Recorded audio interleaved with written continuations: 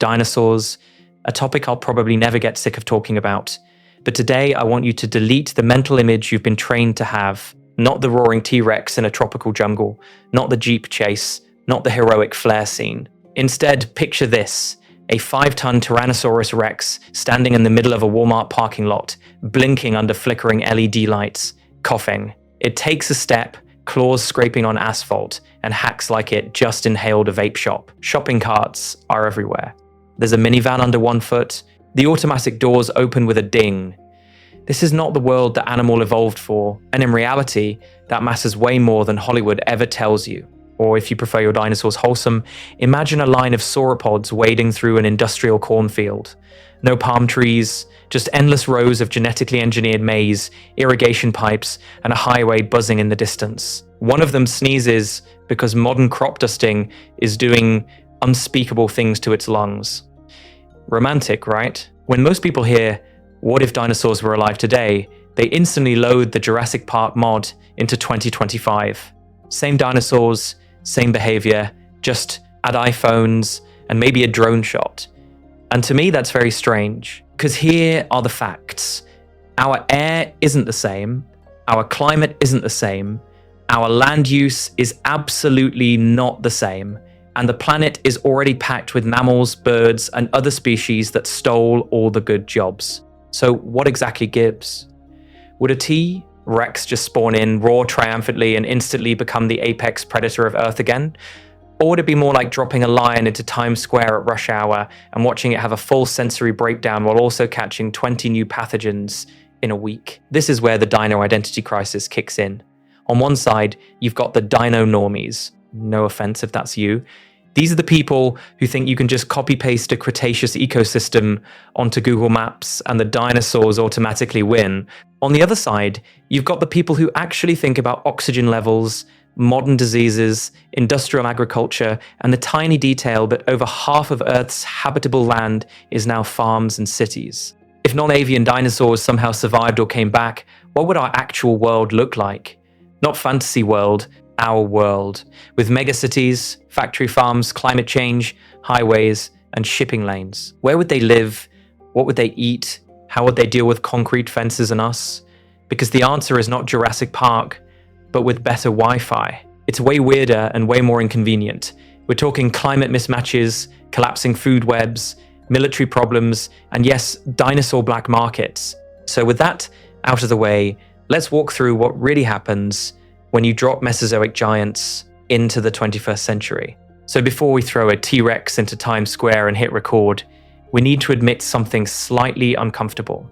Dinosaurs were better at being Earth's top animals than we are. This group ran the planet for over 160 million years. Not have a good run, I mean global monopoly. From polar forests to tropical coasts, they were everywhere. You had tiny, feathered hunters darting through undergrowth, chunky plant munchers the size of buses, long-necked sauropods stretching over buildings, and multiple lines of dinosaurs flirting with powered flight long before birds as we know them showed up. In reality, if you were a Mesozoic dino normie, your world was just dinosaurs on land, in the air, filling every niche that wasn't literal open water. And to me, that's very strange when you compare it to now, because on paper, they look unstoppable. But drop those same champions into the 21st century, and suddenly Earth is not home turf anymore. The air is different. CO2 is high by human standards, but still way lower than in many dinosaur ages. Oxygen has bounced around too, which affects how big you can get and how hard you can run without your lungs staging a protest. Our climate is warming, sure, but it's also packed with weird human fingerprints. Heat islands, fragmented forests, drained wetlands, industrial chemicals, new diseases. Here are the facts. More than half of the planet's habitable land is carved into farms, ranches, and cities. The rest is chopped into little islands of habitat by roads and fences. And all those dinosaur-shaped jobs already taken. Giant plant-eater reshaping landscapes. That's elephants, bison, hippos, fast pursuit predator, big cats, wolves, hyenas, aerial insect vacuum, bats and birds, no offense. Even the scavenger niches, vultures, crows, and us with garbage trucks. So what exactly gives? How does a group that once filled almost every role on land suddenly find itself as the awkward new neighbor trying to squeeze into a building that's already over capacity? That's the core question for this whole video. Given how adaptable dinosaurs were, why is modern Earth such a rough neighborhood for them, and where, if anywhere, would they actually thrive? Would sauropods be kicked out of farmland like oversized deer, or would we build entire tourism economies around safari brontosaur parks?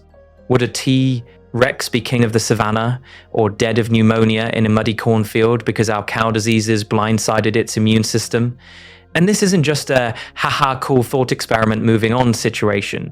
When you really push on it, you start to see how fragile big animals are, how much we've re-engineered the planet around our needs, and how wildly contingent our own existence is on dinosaurs being gone. If they had kept their grip on those niches, there might be no cows, no dogs, maybe no primates getting the chance to invent smartphones and anxiety. So with that out of the way, here's the roadmap. First, we'll see how dinosaur biology lines up with modern climate and atmosphere. Then we'll drop them into actual ecosystems and ask who starves, who wins, and who gets replaced. Finally, we'll deal with the most chaotic variable of all, us, and how our economies, armies, and ethics would react to living dinosaurs. So let's start with the background settings screen, the climate menu. Because the world dinosaurs actually lived in, that's not the same planet you and I are arguing about thermostats on. For most of the Mesozoic, Earth was running a long-term greenhouse build.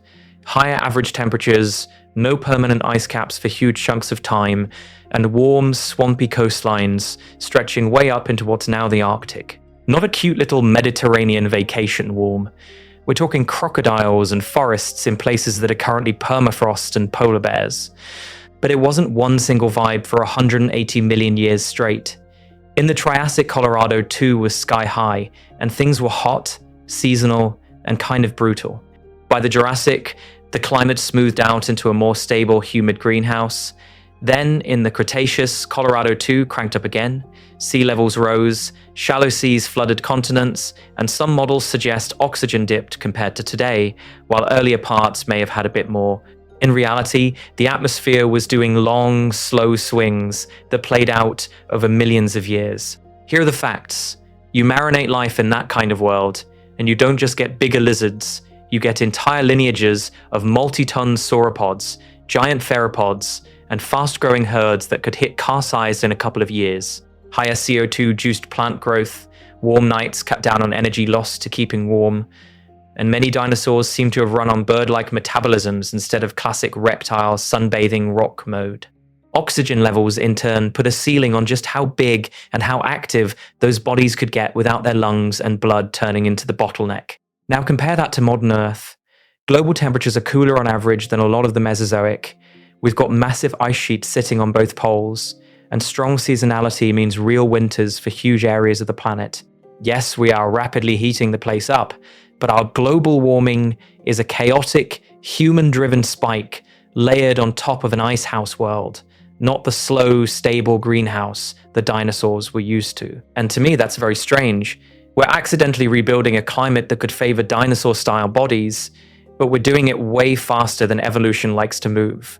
So what exactly gives if you drop a late Cretaceous sauropod into, say, modern Canada? Those long necks and huge lungs suddenly have to deal with freezing winters, snow, and dry, cold air. Many of the really big species might struggle to stay warm, keep enough food coming in, and avoid things like respiratory infections in climates that swing from heat waves to blizzards in a few months. Lower oxygen in some ancient intervals also means that if we revive dinosaurs from those specific times, their bodies might actually feel overbuilt in our air, or undertuned if they'd adapted to richer oxygen phases. Add in modern weather patterns, monsoons shifted by deforestation, heat islands around cities, farmland where there used to be wetlands, and you get migration routes and breeding cycles thrown off by roads, dams, and cornfields. With that out of the way, climate is just the first filter. Even if a T-Rex doesn't freeze, suffocate, or get pneumonia in a soybean field, it still has to face everything that's already here. And it's not just mammals lining up to make its life miserable, because in reality, the planet is already crowded, not just with humans and our cities and our cornfields, but with animals that are basically doing the classic dinosaur jobs already. Ecologists have this idea called a niche, which is basically an animal's job description. What do you eat? Where do you live? When are you active? And what's trying to eat you? And if you look at those job descriptions, a lot of the big dinosaur roles are taken. Giant, plant muncher, that's your elephants, rhinos, hippos, bison, wildebeest, top predator that bites chunks out of everything else, big cats, wolves, bears, crocodiles, mid-sized omnivore that will eat berries, eggs, and your unattended sandwich, foxes, coyotes, pigs, raccoons. So imagine dropping a hadrosaur into modern Africa. Those duck-billed dinosaurs were basically living lawnmowers, moving in herds, stripping plants, migrating with the seasons. Here are the facts. We already have antelope, wildebeest, zebras, and a whole supporting cast of grazers doing that exact thing. You don't suddenly get an empty mega herbivore slot just because you resurrected one Mesozoic celebrity. Same story with the horned crew. Ceratopsians like Triceratops, enormous tank-like herbivores with face horns and frills. Today, that niche is bison on the prairie, rhinos in savannas, even musk ox in the Arctic. All of them are already locked in arms races with predators, diseases, and winters that don't care how cool your skull looks. A newcomer herd of Triceratops would be stepping into a battlefield that's been running without them for 66 million years. And the small and medium theropods, the raptory guys, that space is jam-packed. Foxes, coyotes, jackals, wolverines, monitor lizards, and then, just to twist the knife a little, raptors again. But the bird kind this time. Hawks, eagles, owls, secretary birds. No offense, but if you're a chicken-sized dinosaur trying to grab rodents, you're now competing with an actual living dinosaur that can fly and has been practicing in this climate the whole time. Because birds are dinosaurs. Not metaphorically, they are literally the surviving branch of the dinosaur family tree with immune systems, lungs, and behaviors tuned to modern parasites, modern climates, and modern food webs. So what exactly gives when you parachute in a bunch of non-avian cousins that still think it's the late Cretaceous? They're not starting from zero, but they are the weird relative showing up late to a party that's already in full swing. And to me, that's very strange. Dinosaurs had over 150 million years to evolve all kinds of traits and adaptations. You'd think they'd steamroll the mammals, right? But mammals only exploded into those big body niches after the KPG extinction wiped out the non-avian dinosaurs. Once the dust settled, our furry ancestors scaled up into herbivores and predators, and over time they filled almost every large land slot that used to belong to dinosaurs. So if you bring dinosaurs back now, who wins? Do they outcompete elephants, rhinos, and lions using some deep evolutionary toolkit we've underestimated? Or are they the awkward newcomers, constantly outmaneuvered by mammals and the birds that never left? Keep that question in mind, because next we need to talk about what actually happens when these worlds collide. When those worlds collide, it's not some epic, evenly matched showdown, it's a paperwork problem. Because in reality, humans are already the landlords of the Earth, and we've rented out almost every square meter to cows, corn, and concrete. Here are the facts. Over half of all habitable land on the planet is used for agriculture or grazing. Most of what's left is chopped into pieces by roads, cities, rail lines, and industry. Those sweeping, continuous landscapes you picture in dinosaur documentaries, the endless plains for sauropod-sized migrations, they basically don't exist anymore.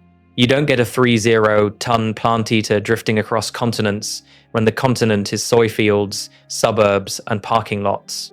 Now, think about what a big herbivorous dinosaur actually needs. We can cheat by looking at elephants. A single African elephant can eat well over 100 kilograms of vegetation per day and roam across hundreds of square kilometers over the course of a year.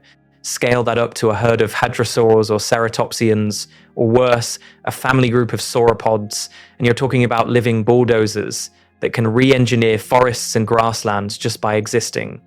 Modern elephants already knock over trees, open up clearings, and reroute rivers. Multi-ton dinosaurs would do that, but on hard mode. And here's where it gets messy. Our current protected areas are barely big enough to contain the megafauna we still have. National parks struggle with elephants leaving boundaries, raiding crops, and clashing with people. So what exactly gives when you drop herds of hadrosaurs into that same map? From the perspective of farmers and ranchers, these aren't majestic relics of the Mesozoic. They're pests, competition for cattle, and a direct threat to food security. You don't let a 1.5-ton lawnmower stroll through your wheat field and just shrug. Add human infrastructure to the mix and it gets even weirder. Highways, rail lines, fences, and dams would slice dinosaur populations into little islands. Picture a line of ceratopsians trying to cross an 8-lane freeway at rush hour. Traffic chaos, insurance companies crying, governments suddenly inventing dinosaur overpass budgets. At the edges of cities and fields, you'd get constant human-dino conflict. Crop raids, smashed fences, suburbs waking up to a hadrosaur in the golf course water hazard. And this is where I want to flip the usual movie image. It's not humans sprinting away from dinosaurs. It's humans in bulldozers, pushing dino habitat into smaller and smaller, crummier patches of land. In reality, we'd manage most of them like overgrown deer or feral hogs, fenced, tagged, culled when they wander into the wrong place. No offense to your inner dino normie, but the lords of the earth would be arguing with zoning boards. With that out of the way, we've got an even darker question. Once we've squeezed dinosaurs into these fragmented leftovers, what happens to their health, their evolution, and honestly, our safety living next to them? So, speaking of safety, let's talk about the part nobody in the Jurassic Park brochure wants to print, feeding these things. Because if you think traffic is bad now, wait until your commute competes with a hungry sauropod looking for second breakfast. Here are the facts. A big theropod, like T. rex, in reality, is basically a walking furnace. Rough estimates put it at something like 40 to 70,000 calories a day, depending on activity. That's the equivalent of several adult humans per day, or a whole cow every week or so. A large sauropod, you're looking at 200 to 400 kilos of plant matter daily, rivaling or beating modern elephants. Translate that into modern agriculture, and a single giant herbivore could strip the yearly yield of multiple hectares of decent pasture, or chew through the same biomass we'd normally funnel into dozens of cows. Now scale that up to a herd. Imagine 20 hadrosaurs wandering into a Midwestern cornfield. That's not some crop damage. That's an overnight clear-cut of a family's entire year of income. Rice paddies along a river? Perfect Triceratops buffet. Sugarcane in Brazil? It's basically a sauropod salad bar with convenient access paths. And predators are not dumb. You pen tens of thousands of cows into a feedlot, add some pigs, maybe a few rows of neatly organized chickens, and to a T-Rex, this is not agricultural infrastructure. This is a vending machine that forgot to install walls thick enough. Once apex predator figures out that ranches are concentrated, slow, high-calorie food sources, the behavior spreads. Why chase wild hadrosaurs for days when you can hit a feedlot like it's an all-you-can-eat buffet with zero cardio? So what exactly gives when that starts happening regularly? Crop insurance goes haywire, payouts spike, premiums skyrocket, and entire regions become uninsurable because of repeated dinosaur raids. Food prices follow because every destroyed cornfield or trampled rice paddy is less feed for our existing livestock. Governments start rolling out dino control units, helicopters, drones, tranquilizers the size of fence posts, and when that fails, less friendly options. Rural communities that used to worry about wolves or the occasional bear are suddenly buying hardware to scare off roaming hadrosaurs from the school bus stop. And to me that's very strange because you know exactly what humans would do next. Try to flip the script. If wild dinosaurs are wrecking the food system, someone will suggest ranching them. Fenced dino farms for meat, leather, bone meal, maybe tourism on the side. Picture rows of semi-tame ceratopsians in feedlots, or captive-bred hadrosaurs being grain-fed like oversized cattle. On paper, it's efficient. In reality, it's an ethical nightmare. You're talking about industrially farming animals that can look you in the eye from 3 meters up, show complex social behavior, maybe even remember individual handlers. No offense, chickens, but this hits different. And with that out of the way, if you think the legal, above-board dinosaur industry sounds messy, wait until we get to the people who don't bother with laws at all. The black markets in raptor eggs, backyard pet predators, and things bred not for zoos, but for weapons. So, What exactly gives when you drop dinosaurs into a world that already can't handle regular wildlife trafficking? In reality, you don't just get a few shady breeders on Facebook. You get an entire parallel economy built on teeth, claws, and eggs. Every major city would want its own flex. Forget world-class aquarium, now it's a world-class sauropod safari. Picture a sprawling park just outside town where you drive a reinforced electric jeep under the shadow of a 30-ton herbivore, while a guide casually explains that the fencing is theoretically ankylosaur-proof. Downtown, you've got walk-through raptor aviaries, glass tunnels, motion sensor doors, handlers with tranquilizer rifles pretending this is totally fine. And in the suburbs, ethically questionable petting zoos with juvenile ceratopsians, toddlers climbing on something that, given a few years and a bad mood, could flip a pickup truck. Here are the facts. The moment dinosaurs exist, rich people are going to ask, can I have one? So you get the exotic pet wave. Not full-size tyrannosaurs in the living room, but mini theropods selectively bred to be smaller, rounder, cuter. Think Velociraptor meets cockatiel, except this cockatiel has sickle claws and a pack instinct. Breeders advertise them like designer dogs, hypoallergenic feathers, family-friendly traits, maybe even color morphs that match your Mac Mansion decor. And of course, some of them escape, because they always escape. A storm knocks out a fence, a bored teenager leaves a gate open, someone realizes their totally safe yard predator is eyeing the baby. Suddenly, you've got little carnivores slipping into storm drains, raiding backyard chicken coops, and learning that suburbia is basically an all-you-can-eat buffet. Now scale that up to the black market. Poachers hike into protected nesting grounds to steal eggs, timing raids for when the adults are off at the waterhole. Smugglers pack those eggs in with illegal reptile shipments, or label juvenile predators as captive-bred display birds. No offense to today's illegal parrot trade, but once someone can sell a hand-raised dromaeosaur for 6 figures to an underground fighting ring, parrots are yesterday's news. You'd see sham breeding centers laundering wild-caught animals. Just like with big cats now, officially they're conservation facilities. Unofficially, they're churning out raptors for security contractors, status pet collectors, and people who think home defense means a motion-activated pack hunter in the garage. Quick pattern interrupt, flip the camera. Imagine being a highly evolved, once-dominant predator brain built for complex social behavior and stalking across floodplains, and you live in a 12-meter backyard strip behind a McMansion, pacing between a hot tub and a trampoline, eating supermarket chicken out of a stainless steel bowl. And to me, that's very strange. Ecologically, the fallout is brutal. Escaped or released dinosaurs hit islands and temperate zones like biological wrecking balls. The small, omnivorous species finds a niche, outcompetes foxes and feral cats, and starts wiping out ground-nesting birds.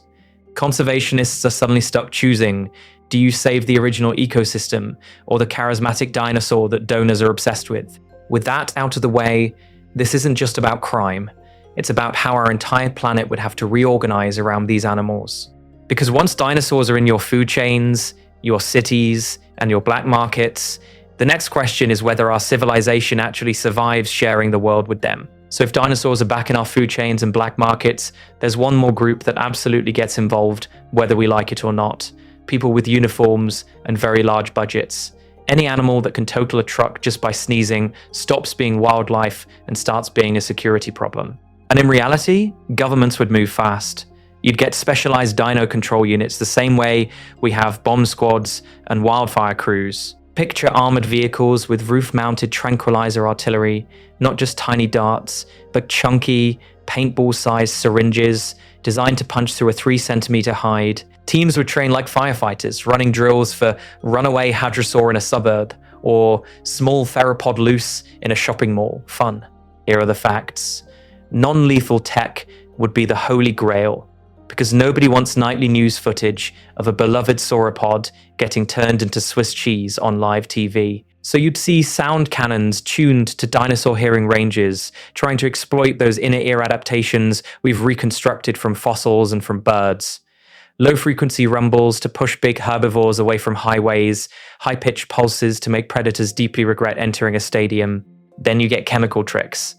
Labs would be racing to reverse engineer pheromone lures and repellents from any preserved soft tissue, plus what we know about modern reptiles and birds. need to pull a herd of ceratopsians out of a city park, you fog the far side with a fake predator scent, and mist the evacuation route with all clear, tasty plants this way. It sounds silly, but we already do cruder versions of this with deer and elephants. Overhead, the sky fills with drones, not just for surveillance, but as flying sheepdogs. Swarms of cheap quadcopters flashing lights, playing specific calls, maybe even dropping tiny caps of bitter-tasting gel to nudge a herd away from water treatment plants and power lines. It's less Jurassic Park, more very stressed air traffic control. Now, with that out of the way, you know some general is going to ask the question you're already thinking: can we weaponize them? So what exactly gives fast, pack-hunting theropods look like the world's scariest canine unit? People would absolutely experiment with training them for base security, minefield clearing, or psychological warfare. But in reality, they'd probably be worse than drones and tanks. They eat a lot, they get sick, they panic at artillery, and they do not come with a USB-C charging port. Modern militaries like things that are predictable. A 6-meter murder lizard with opinions is not that. Meanwhile, urban policing gets weird. There'd be protocols for when a confused ceratopsian wanders onto a ring road, instant traffic freeze, deploy sound trucks, guide it toward an exit ramp while social media live streams everything and counts every bruise. A small predator in a schoolyard? You're balancing tranquilizers, armored shields, and the fact that half the kids now want to adopt it? No offense, dino normies. And under all of this, there's a quieter, nastier question that security people lose sleep over. We already struggle with diseases jumping from bats, pigs, and birds into humans. So what happens when you plug 100-million-year-old immune systems into our crowded cities and factory farms? If you think controlling the bodies is hard, wait until we talk about the microbes hitching a ride. So what exactly gives when you drop dinosaurs into our modern germ soup? Because in reality, you're not just importing teeth and claws, you're importing immune systems that were tuned for a completely different planet. Non-avian dinosaurs evolved with their own whole ecosystem of bacteria, viruses, and parasites. Think of it as a lost microbial continent. Their closest living relatives, birds, already have some pretty weird immune traits compared to mammals. Hotter body temperatures, different antibody strategies, strange tolerance to things that wreck us. And to me, that's very strange, because if the dino normies were anything like their bird cousins, they'd be immunological time travelers walking into a crowded party where they don't know anyone's name. That cuts both ways. On one side, you've got modern pathogens, flu strains that learn to ping-pong between pigs, humans, and birds, gut bacteria adapted to factory farms, parasites that specialize in cows, dogs, or us. Dinosaurs have exactly zero evolutionary experience with any of that. A T-Rex stomping through Iowa might not be chasing tractors. It might be lying in a cornfield, lungs full of some boring barnyard pneumonia it never saw coming. On the other side, every big animal group carries its own private zoo of microbes. Dinosaurs would come with Cretaceous hitchhikers, ancient gut flora, blood parasites, weird respiratory viruses that evolved in bodies with air sacs and bird-style lungs. Most of those probably wouldn't do much to us. But you don't need most of them. You just need one that figures out how to live in human lungs or in cow intestines, and suddenly you've invented dino flu or sauropod fever. No offense, but I'd rather deal with a loose raptor than a mystery fever that shrugs off our vaccines. If that sounds far-fetched, here are the facts. When Europeans reached the Americas, old-world diseases like smallpox and measles tore through populations that had never seen them, killing the majority in some regions. Island birds that meet new pathogens from chickens or mosquitoes can crash in a few years. Dinosaurs would be like that, but scaled up to multi-ton bodies and global trade. And with that out of the way, imagine where the real mixing happens. Dinosaur farms, petting zoos, roadside attractions, and obviously illegal backyard collections. We already know dense human cities and industrial farming are perfect launch pads for new zoonoses. Now add crowded sauropod feedlots, black market raptor fighting rings, and marine parks trying to keep semi-aquatic hadrosaurs in chlorinated water. Here's the pass and interrupt. Everyone worries about getting eaten at Jurassic Park. In reality, the more realistic way you die is 2 weeks later in a hospital bed, taken out by Cretaceous flu that slipped out of an underfunded dinosaur petting zoo gift shop. And the scariest part? That's before we even talk about how governments and corporations would try to manage that risk. And that whole disease problem is just the opening act. Because once you drop multi-ton dinosaurs into modern ecosystems that are already packed with mammals, birds, and us, the real show is the ecological domino run. Who actually gets pushed off the table first? Let's start with the plant eaters, because in reality, they're the bulldozers. Picture sauropods moving through a forest the way elephants do today, and then crank the slider to absurd. They'd strip leaves far above giraffe height, snap trees just by leaning on them, trample seedlings, and compact the soil into something closer to a parking lot than a meadow. Over time, that turns dense forests into open, scrubby savannas, shifts where water pools, and even changes how often fires start and how hot they burn. Here are the facts. When you bring in herbivores that can eat hundreds of kilos a day, you don't just add another species, you rewrite the rulebook. Large grazers and browsers that evolved for our relatively gentle megafauna game suddenly look redundant. Bison on North American prairies, competing head-to-head with hadrosaurs that can wade deeper, reach higher, and churn mud into soup. Many antelope in Africa, squeezed between elephants on one side and herds of ornithopods on the other, until only the fastest or weirdest niche specialists hang on. Even elephants, the current bosses, might find themselves out-engineered by sauropods that do the same job at twice the scale. And predators don't get a free pass either, dropping big theropods that like the same menu, large herbivores, occasional scavenging, maybe the odd careless primate, and apex mammals are in trouble. Lions, tigers, polar bears, large crocodiles, they all face a group that's bigger, more armored with bone and keratin, and has had a lot of time to refine those particular killing traits. So what exactly gives when a T, Rex and a lion both want the same carcass?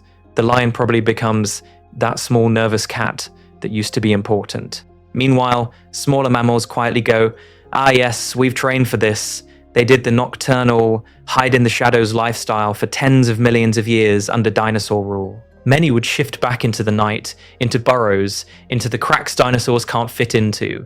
Some would become professional cleanup crews, following herds and picking at carcasses, dung, and leftover plant matter. Others might literally live in footprints, wet, trampled depressions that turn into microponds and little insect factories. Specific places would get weird fast. Imagine a coastal wetland where hadrosaurs move in and just out-eat hippos, turning reed beds into muddy, open lagoons. Hippos, already stressed by us, quietly vanish. Or an island where someone introduces a single dromaeosaur because they thought it'd be cool ecotourism. Ground nesting birds, small marsupials, reptiles with no dinosaur defenses, gone within decades. And to me, that's very strange because we haven't even talked about the biggest potential loser yet. Not bison, not lions, us. If dinosaurs had never left, would a loud, tool-using primate have ever gotten a turn at all? Or did our entire story only happen in the gap they left behind? So here's the uncomfortable twist in this whole dinosaurs alive today thought experiment. If they hadn't died, it's probably not us doing the thinking. Let's rewind to that asteroid. The KPG extinction. In reality, it wasn't just a bad day for T-Rex. It was a planetary reset button. Non-avian dinosaurs, big marine reptiles, a bunch of flying reptiles, wiped out. And suddenly all those ecological jobs they'd been hogging for over 100 million years, vacant. Giant plant eater, open. Top predator, open. Day active, fast-moving omnivore, also open. Before that impact, mammals were basically the night shift.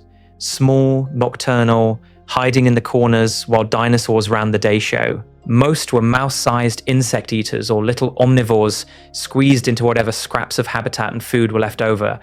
They weren't exactly auditioning for future internet addict yet. Here are the facts. As long as dinosaurs dominated the big, sunny, productive niches on land, there was very little evolutionary incentive for mammals to get large, smart, and ambitious. Any primate-sized thing poking its head out in the daytime is now just a snack with legs. So, what exactly gives us the idea that primate-sized, big-brained, tool-using mammals would have had room to evolve at all if the asteroid missed? More likely, the cognitive arms race would have stayed inside the dinosaur club. We already see hints of this in modern birds, parrots solving puzzles, crows using tools, complex songs, social games. And remember, birds are just one surviving sliver of the dinosaur family tree. Give some non-avian groups another 60 or 80 million years, and you can absolutely imagine pack hunting, social dinosaurs with advanced communication, maybe even protoculture. Not laptops and skyscrapers, but traditions, learned hunting strategies, regional dialects. Think Velociraptor meets corvid, no offense birds. And to me, that's very strange because it means our entire civilization is basically built on an absence. Our cities, agriculture, cows, dogs, the whole industrial mess, all of that only fits into the world because dinosaurs vacated the biggest terrestrial roles. If sauropods were still mowing down forests and tyrannosaurs were still patrolling river valleys, there's no space, literally and ecologically, for billions of humans, endless farmland, and highways slicing through migration routes. With that out of the way, flip the question for a second. Instead of what if dinosaurs were alive today, ask, what if we're the weird temporary replacement? On Earth-like planets with no asteroid at the wrong time, maybe the default winner is something dinosaur-like. Warm-blooded, fast-growing, egg-laying archosaurs that never give mammals a chance to do more than squeak in the underbrush, which raises a bigger, slightly unsettling possibility. In the grand sweep of time, we might be the anomaly, not the endpoint. And if that's true, what does a dinosaur-dominated present actually look like on this planet with our climate and our cities? That's where we're headed next. So what exactly gives when you drop dinosaurs into our world instead of the other way around? On paper, it sounds simple. Add T, Rex to 25, hit play. In reality, you're smashing two completely different planetary settings together and hoping they just vibe. First big mismatch, the planet itself. A lot of the real heavyweights evolved in warmer, often more humid climates with different CO2 and, at times, different oxygen levels. Our atmosphere is tuned for mammals, grasses, and industrial smokestacks, not for a 30-ton sauropod trying to jog between cornfields. Some of the true giants might literally struggle to breathe or shed heat, especially in fragmented little habitat patches, squeezed between suburbs and soybeans. And that's the second constraint, space. Ecological niches that dinosaurs used to own are already rented out.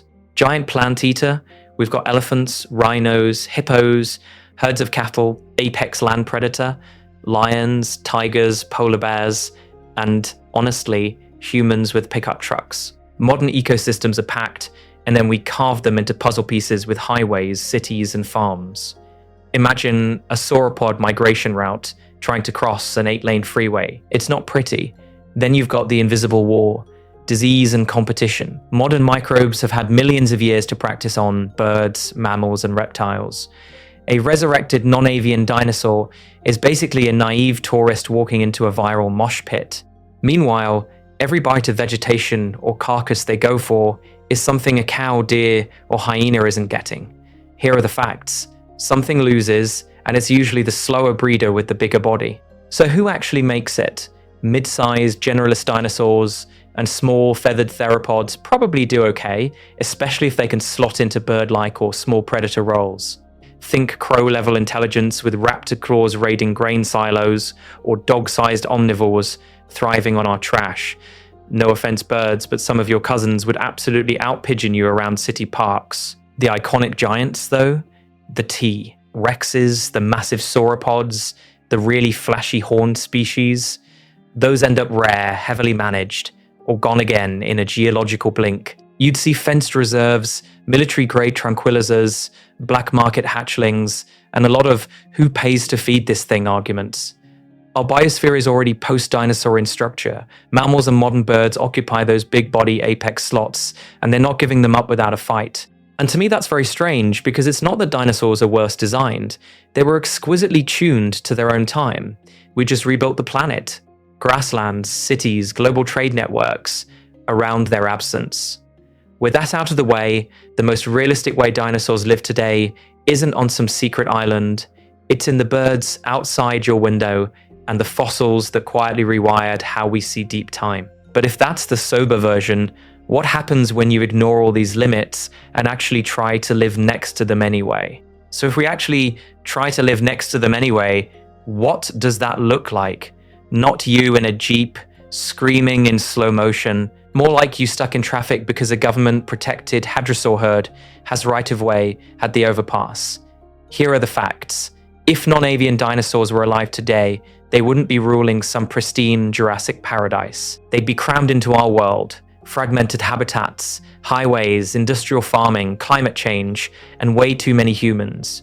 In reality, most of them would be endangered wildlife, livestock, or background hazards, not planet-ruling dragon gods. A T-Rex isn't majestically patrolling an endless fern forest. It's getting pneumonia in a muddy feedlot because somebody tried to scale up cattle ranching to 7-ton predators.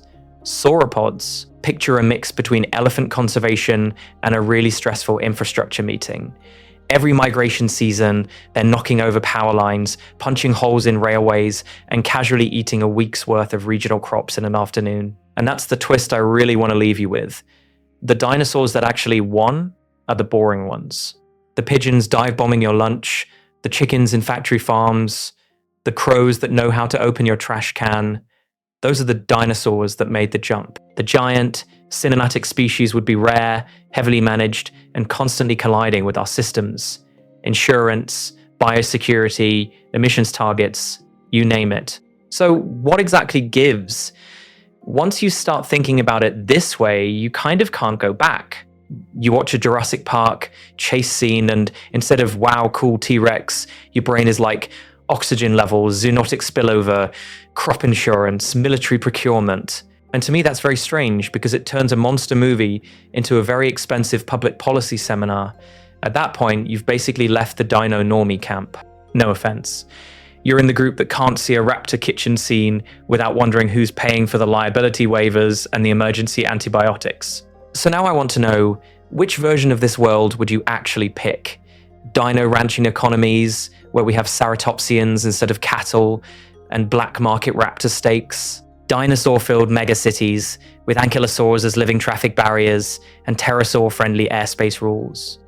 Or the really wild one, a timeline where the asteroid misses, intelligent dinosaurs evolve, and mammals like us stay small and nervous forever? Tell me in the comments which scenario you'd most want, or least want, to live in, and why. And if you want to go deeper into any of this, we can absolutely do that. We could zoom in on raptors as pets, sauropod ecology in a warming world, or run a full alternate history where dinosaurs keep evolving and the marine reptiles, birds, and mammals all have to share the stage. If that sounds fun, hit subscribe, drop your favorite human dinosaur nightmare or dream below, and I'll see you in the next one.